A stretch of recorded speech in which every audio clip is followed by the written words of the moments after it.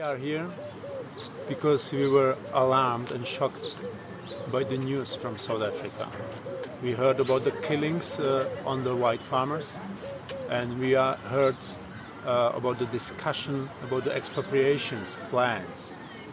Both is very alarming, and I decided to see it here directly in South Africa. That's the reason why we come. We are meeting many politicians. We are meeting the farmers, and we met Steve because he is an important player and he is an important voice of the white farmers. He is a VIP. He is very famous. So this is also an important point to make this topic public, to bring it into the media. I wish I could say I invited them. They invited me, which is elation for me, because it means more and more people all over the world is coming to the party for the first step.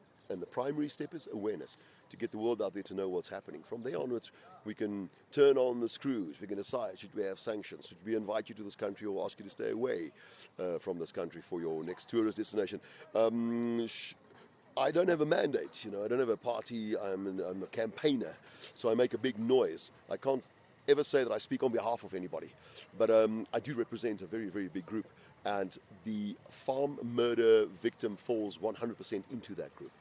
By that I mean the commercial farmer, because 95% of them are my people. That's why I make a noise. Secondly, we are a minority group in this country. We are by no any measure represented in government, unless by very small parties. So our president laughs at us, and he will eventually take away our land based on our skin color. What happened then? Within a week, within a month, Australia said something, Poland said something. It was discussed in various European parliaments, and then the very infamous Donald Trump tweet. Within 24 hours, our government changed their story. All of a sudden, if you say land expropriation without compensation, the left pretends that it never existed. There's still a lot to be said for diplomacy, for talking, for meeting up with the AFD, with representatives of Sweden, and to talk and to see how that changes things. We are tired of talking, of course. We're on the brink of much wider resistance. We are angry. We are ready to leave our farms, immaterial of how much we owe the banks. We are ready to walk away, because we're not going to keep on paying for something that's going to be expropriated. And there's a lot of people out there who are preparing for war. There are big groups that are training themselves now to defend, not to attack. We are not that people. We do not attack. We don't have a reason to attack anybody. But we will defend what we have to the death.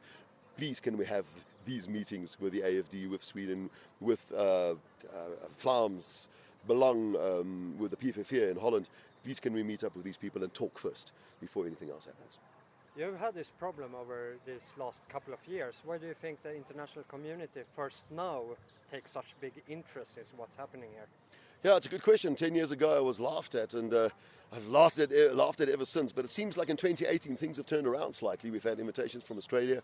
Australia seems to have amended parts of their constitution as far as the definitions of genocide go, because of what's happening in South Africa. We have the AFD taking interest. How grand that small parties and small organizations in Europe that have become friends of mine over the years have now all of a sudden, within a year or two, evolved into very powerful opposition parties. And if my dreams and hopes come true, they'll be the ruling parties very soon.